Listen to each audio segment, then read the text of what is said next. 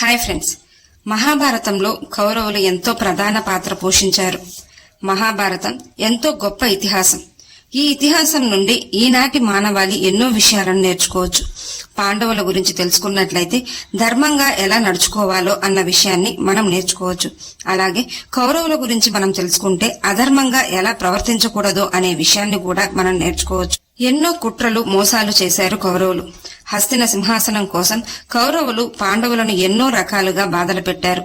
కౌరవులలో పెద్దవాడు దుర్యోధనుడు. అయితే దుర్యోధనుణ్ణి చాలా మంది యోధులు, కురుపెద్దలు పాండవులతో పెట్టుకుంటే నాశనం తప్పదని హెచ్చరించారు. అయినా ఎవరి మాటలను లెక్క చేయలేదు దుర్యోధనుడు. అయితే దుర్యోధనుడు కురుక్షేత్ర యుద్ధానికి సిద్ధపడడానికి, అలాగే వారిదే విజయమని భావించడానికి ముఖ్య కారణం కౌరవ యోధులే. కౌరవ యోధులపై అలాగే వారి యొక్క వీరత్వంపై ఉన్న నమ్మకం కారణంగా దుర్యోధనుడు యుద్ధానికి సిద్ధపడ్డాడు. అంతటి శక్తివంతమైన కౌరవ మహాయోధులు ఎవరు? కౌరవ మహాయోధులలో ఉన్న అత్యంత శక్తివంతమైన మహాయోధుడు ఎవరు? 10 మంది శక్తివంతమైన కౌరవ యోధులు ఎవరు? వారిలో అత్యంత శక్తివంతుడు ఎవరు? ఇలాంటి సందేహాలన్నింటికీ సమాధానాలు ఈ వీడియోలో తెలుసుకుందాం. వీడియో చూస్తున్న వారిలో ఎవరైనా శ్రీకృష్ణుని భక్తులు ఉన్నట్లయితే తప్పకుండా జై శ్రీకృష్ణ అని కామెంట్ చేయండి. అంతకంటే ముందు ఎవరైనా మన ఛానల్ ని ఫస్ట్ టైం చూస్తుంటే ప్లీజ్ సబ్స్క్రైబ్ చేసుకోండి. అలాగే ఈ వీడియోని తప్పకుండా లైక్ చేయండి. మీ ఒక్క లైక్ మాకెంతో సపోర్ట్ నిస్తుంది. భూరిశ్రవ శంతనుడి సోదరుడైన బహిల్కా రాజు యొక్క మనవడే భూరిశ్రవ. సోమదత్తుని కుమారుడే భూరిశ్రవుడు. కురుక్షేత్ర యుద్ధంలో కౌరవుల పక్షాన పోరాడాడు భూరిశ్రవుడు. భూరిశ్రవ అత్యంత శక్తివంతుడు. కౌరవ మహాయోధులలో భూరిశ్రవ కూడా ఒకరు. కురుక్షేత్ర యుద్ధం 14వ రోజున అర్జునుడు జయద్రథుడిని చేరకుండా భూరిశ్రవ అందరికంటే ముందుగా నిలబడతాడు. అర్జునునితో పాటు సాత్యకి, భీముడు కూడా వచ్చి కౌరవ యోధులతో యుద్ధం చేస్తుంటారు. సాత్యకి ద్రోణాచార్యునితో యుద్ధం చేసి బాగా అలసిపోయి ఉంటాడు. అదే సమయంలో భూరిశ్రవుడు సాత్యకితో తలపడతాడు. సాత్యకి అప్పటికే అలసిపోయినందున భూరిశ్రవతో పూర్తి స్థాయిలో యుద్ధం చేయలేక ఎక్కువ గాయాల పాలవుతాడు. అలాగే సొమ్మసిల్లి పడిపోతాడు. అదే విషయం శ్రీకృష్ణుని ద్వారా తెలుసుకున్న అర్జునుడు వేగంగా వెళ్లి భూరిశ్రవ బాహువును నరికేస్తాడు. అలా వెనుక నుండి వచ్చి నరకడం వీరత్వం కాదంటూ అర్జునుణ్ణి అవమానిస్తాడు భూరిశ్రవుడు. కోపంతో అర్జునుడు, సొమ్మసిల్లి పడిపోయి ఉన్న సాత్యకిని చంపాలనుకోవడం వీరత్వమా? అలాగే అభిమన్యుణ్ణి మోసపూరితంగా మీరందరూ కలిసి కుట్ర పన్ని చంపడం వీరత్వమా అంటూ భూరిశ్రవుని ప్రశ్నిస్తాడు అర్జునుడు. వెంటనే భూరిశ్రవ తన ఆయుధాలను త్యజించి ధ్యానం చేయడం ప్రారంభిస్తాడు. కాని స్పృహలోకి వచ్చిన సాత్యకి భూరిశ్రవ తల నరికేస్తాడు. కౌరవ యోధులలో భూరిశ్రవ కూడా ఒకరుగా చెప్పబడ్డారు. శల్యుడు. శల్యుడు మద్ర రాజ్యానికి రాజు. పాండురాజు 2వ భార్య అయిన మాద్రికి సోదరుడు. నకుల సహదేవుల తల్లి మాద్రి. అంటే పాండవులకు మేనమామ శల్యుడు.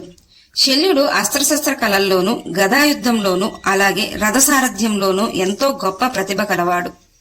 అంతటి పరాక్రమవంతుడైన శల్యుణ్ణి తమ పక్షాన పోరాడేలా చేయాలనుకుంటాడు దుర్యోధనుడు. అడిగితే తమ పక్షాన పోరాడడానికి అంగీకరించడు శల్యుడు. ఎందుకంటే పాండవులకు స్వయాన మేనమామ కాబట్టి. కాని ఒకవేళ పాండవ పక్షాన పోరాడితే కౌరవులకు తీవ్ర నష్టం జరుగుతుందని భావించి కుట్ర పన్నుతాడు దుర్యోధనుడు.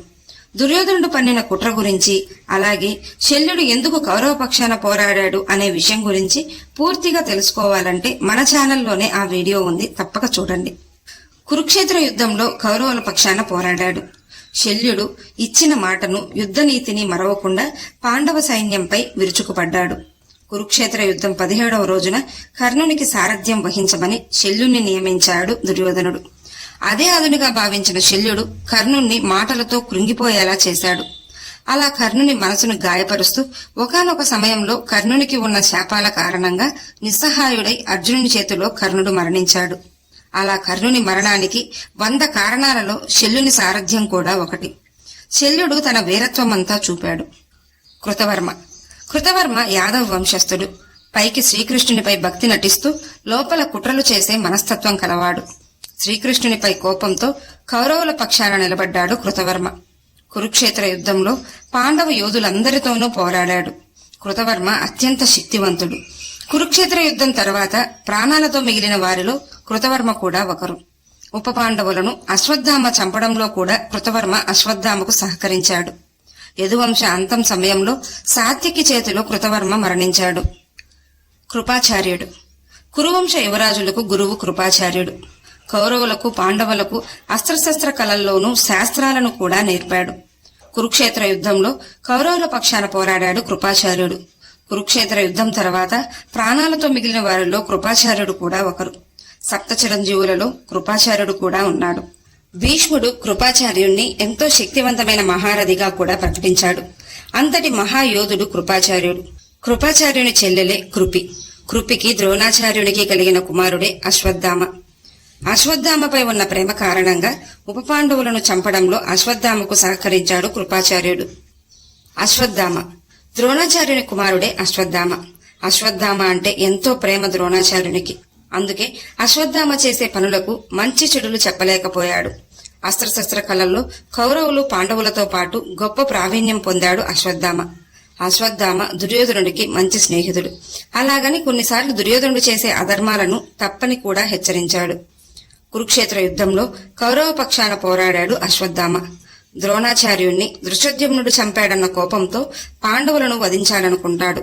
యుద్ధం ముగిసిన రోజు రాత్రి నిద్రిస్తున్న ఉప పాండవులనుకొని వారందరినీ చంపేస్తాడు. అడ్డు వచ్చిన శిఖండిని దృష్టద్యుమ్నుని కూడా చంపేస్తాడు అశ్వత్థామ. ఈ కారణం చేతనే శ్రీకృష్ణుని చేత అశ్వత్థామ శపించబడ్డాడు. కర్ణుడు కుంతీదేవికి వివాహంకు ముందే సూర్యభగవానుని అనుగ్రహంతో జన్మించాడు. కాని కుంతి భయపడి నీటిలో వదిలేస్తుంది. ఆ బిడ్డ రథసారథుల ఇంట పెరిగి పెద్దవాడయ్యాడు. కర్ణుడు పరశురాముని వద్ద అస్త్రశస్త్ర విద్యలో శిక్షణ పొందాడు. కర్ణుడు గొప్ప ధనుర్ధారి, అలాగే ఎంతో గొప్ప దానగుణం కలవాడు. ఎన్నో దివ్యాస్త్రాలను కూడా పొందిన మహావీరుడు. కర్ణునిపై ఉన్న నమ్మకంతోనే పాండవులను ఓడించగలడని భావించిన దుర్యోధనుడు కురుక్షేత్ర యుద్ధానికి సిద్ధపడ్డాడు. కర్ణుడు మొదటి రోజుల్లో కురుక్షేత్ర యుద్ధంలో పాల్గొనలేదు. భీష్ముడు అంపశయ్యపై ఉన్నప్పుడు కర్ణుడు కురుక్షేత్రంలో అడుగుపెట్టాడు. ఎంతో శక్తివంతుడైన ఘటోత్కచుణ్ణి, అభిమన్యుణ్ణి వధించింది కర్ణుడే. కర్ణుడు కురుక్షేత్ర యుద్ధంలో వీరవిహారం చేశాడు. కర్ణునికి ఉన్న శాపాల కారణంగా నిస్సహాయుడై అర్జునుని చేతిలో మరణించాడు. ద్రోణాచార్యుడు కౌరవులకు పాండవులకు గురువు ద్రోణాచార్యుడు. కురుక్షేత్ర యుద్ధంలో కౌరవుల పక్షాన పోరాడాడు ద్రోణాచార్యుడు. పాండవ యోధులను పాండవ సేనలపై విరుచుకుపడ్డాడు. పాండవులంటే అభిమానం ఉన్నప్పటికీ హస్తినరాజు కారణంగా వారికి కీర్తి ప్రతిష్టలు లభించాయనే హస్తినరాజు పక్షాన అంటే కౌరవుల పక్షాన నిలబడ్డాడు. అర్జునుడంటే ఎంతో ఇష్టం. కాని కురుక్షేత్రంలో గురు శిష్యుల మధ్య కూడా యుద్ధం భీకరంగా జరిగింది. చివరకు ద్రోణుని ఎదుర్కోవడం కష్టతరంగా మారడంతో అశ్వత్థామ మరణించాడన్న విషయం విని అస్త్రాలన్నింటినీ త్యజిస్తాడు ద్రోణాచార్యుడు. ఆ సమయంలో దృష్టద్యుమ్నుడు వచ్చి ద్రోణుని తల నరికేస్తాడు. కాని నిజానికి అశ్వత్థామ కాదు మరణించింది, ఆ రోజు అశ్వత్థామ అనే బలమైన ఏనుగు. దుర్యోధనుడు కౌరవులలో పెద్దవాడు. పాండవులంటే అసూయ, ద్వేషం. వారిపై చిన్నతనం నుండే కుట్రలకు, మోసాలకు పాల్పడ్డాడు. హస్తిన సింహాసనం కోసం చివరకు కౌరవులకు పాండవులకు మధ్య కురుక్షేత్ర యుద్ధం జరగడానికి కూడా దుర్యోధనుడే కారణమయ్యాడు. దుర్యోధనుడు కూడా అత్యంత బలవంతుడు. బలరాముని వద్ద గదాయుద్ధంలో ప్రావీణ్యం పొందాడు. గొప్ప గదాధారిగా కూడా పేరు పొందాడు. కురుక్షేత్ర యుద్ధం 18వ రోజున గదాయుద్ధంలో భీముని చేత వధించబడ్డాడు. భీష్ముడు శంతనునికి గంగాదేవికి జన్మించిన కుమారుడు. పరశురాముని వద్ద అస్త్రశస్త్ర కళల్లో నైపుణ్యం పొందాడు. తన తండ్రి వద్ద నుండి స్వచ్ఛంద మరణం అనే వరాన్ని కూడా పొందిన మహాయోధుడు భీష్మ పితామహుడు. కౌరవులకు పాండవులకు తాత. కురుక్షేత్ర యుద్ధంలో కౌరవ పక్షాన పోరాడాడు.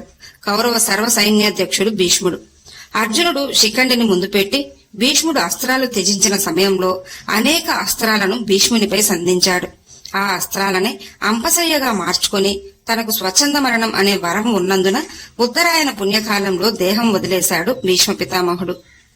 భగదత్త నరకాసురుని కుమారుడే భగదత్త. కురుక్షేత్రంలో కౌరవుల పక్షాన పోరాడాడు. పాండవులపై శ్రీకృష్ణునిపై చాలా కాలంగా ఉన్న శత్రుత్వం కారణంగా భగదత్తుడు కౌరవ పక్షాన నిలబడ్డాడు. భగదత్తుడు కురుక్షేత్ర యుద్ధ సమయానికి వృద్ధుడైనప్పటికీ యుద్ధంలో తన బలమైన ఏనుగులతో పాండవులపై వీరవిహారం చేశాడు. చివరకు అర్జునుని చేతిలో మరణించాడు. కౌరవ మహాయోధులలో అత్యంత శక్తివంతుడు భీష్మ పితామహుడు. ఈ వీడియో మీకు నచ్చినట్లయితే లైక్ చేయండి, షేర్ చేయండి, అలాగే సబ్స్క్రైబ్ చేసుకుని పక్కనే ఉన్న బెల్ ఐకాన్ ని ఆన్ లో ఉంచుకోండి. Thanks for watching.